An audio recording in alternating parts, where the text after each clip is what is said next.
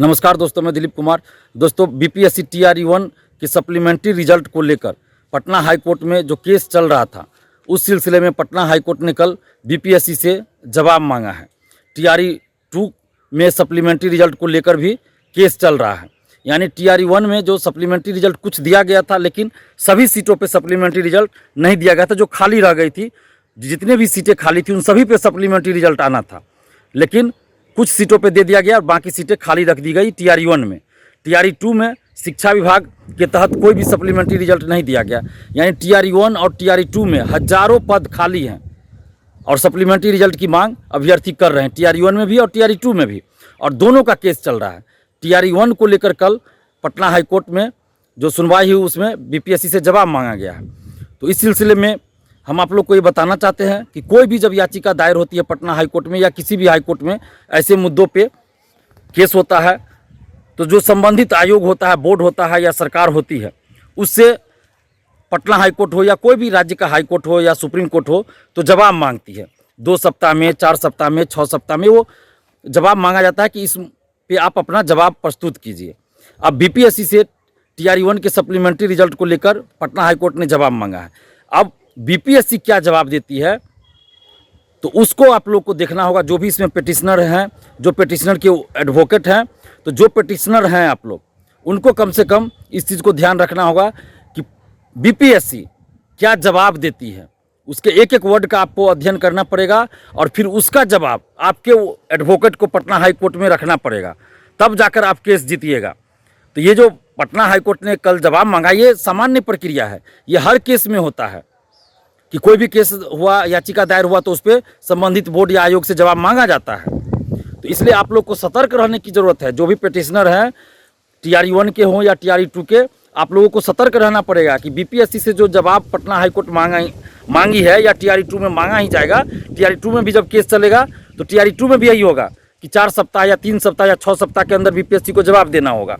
तो बीपीएससी क्या जवाब देती है, उसका आप लोग को एक एक वर्ड का अध्ययन करना होगा, फिर उसमें खामी निकालना पड़ेगा और उसका जवाब आप लोगों के जो वकील होंगे उनको देना होगा। उसके बाद फिर पटना हाई कोर्ट का डिसीजन आता है। तो ये सामान्य प्रक्रिया ऐसे ही चलती है। और टीआरई-1 टीआरई-2 में तो सभी सीटों पर रिक्तियां जो आई थी, जितने सीटों पे, उतने पे बहाली पूरी होनी चाहिए। कोई भी वैकेंसी में ऐसा होता है, चाहे दरोगा, सिपाही हो, बीपीएससी सिविल सेवा या कोई भी हो, जितने सीटों के लिए रिक्तियां भेजी जाती है संबंधित बोर्ड को, आयोग को, उतने सीटों पे बहाली पूरा करके अंतिम रूप से चयनित अभ्यर्थियों की सूची भेजी जाती है। लेकिन बीपीएससी ने गलती किया। टीआरई-1 के समय भी हमने कहा था कि एक अभ्यर्थी का एक ही जगह रिजल्ट होना चाहिए और जितने सीटों पे वैकेंसी निकली है, उन सभी सीटों पर अंतिम रूप से चयनित अभ्यर्थियों की सूची बीपीएससी को जारी करना चाहिए। अगर अभ्यर्थियों के पास योग्यता है, विज्ञापन की शर्तों के अनुसार अगर अभ्यर्थी योग्यता रखते हैं, तो जितने सीटों पे वैकेंसी आई है, उन सभी सीटों पे रिजल्ट जारी होना चाहिए। लेकिन बीपीएससी ने क्या किया, काउंसलिंग के लिए सीट से कम लोगों को बुलाया और उसमें भी बहुत के पास डॉक्यूमेंट्स नहीं था, तो और सीटें खाली रह गई। तो प्रक्रिया ही गलत थी।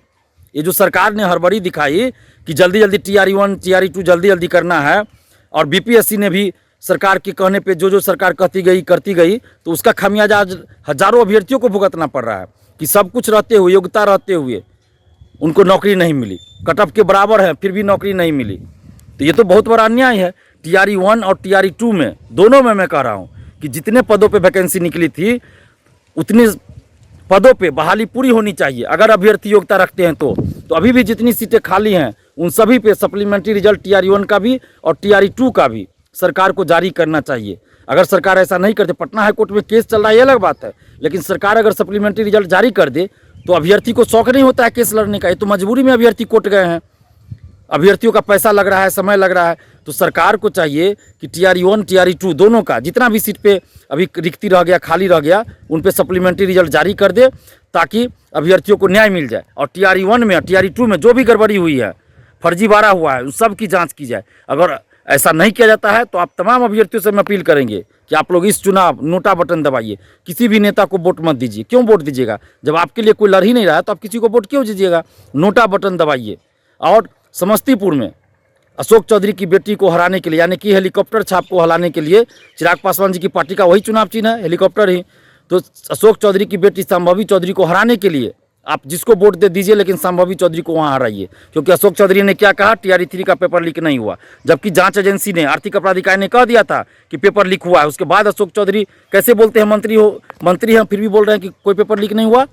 तो यह लाखों अभ्यर्थियों के साथ अन्याय हुआ है। इसलिए अशोक चौधरी की बेटी को समस्तीपुर से हराइए, और बाकी बिहार के जितने भी लोकसभा क्षेत्र हैं 39 जो बचते हैं उस पर नोटा बटन दबाइए और स्टूडेंट पावर, यूथ पावर दिखाइए। शिक्षकगणों से भी अपील करते हैं कि आप लोग के साथ भी देखिए कितना अन्याय हो रहा है, कोई भी पार्टी सरकार में रहे अन्याय होता रहा है, इसलिए आप लोग भी नोटा बटन दबाइए। अभिभावक गणों से भी अपील कर रहे हैं कि नोटा बटन दबाइए। धन्यवाद, जय हिंद।